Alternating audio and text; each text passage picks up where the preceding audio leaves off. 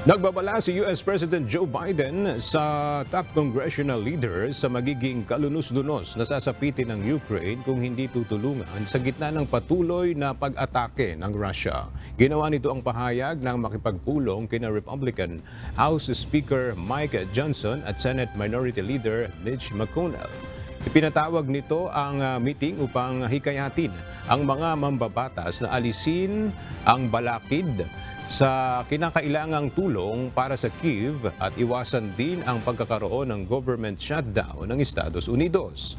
Batay kay Ukraine's President Volodymyr Zelensky, kinakailangan ng ibayong Western support ng kanyang bansa at umaasang aaprubahan ng US ang nabinding package kung saan nakapaloob ang nasa 60 billion US dollars na halaga ng mga weapon at iba pang ayuda.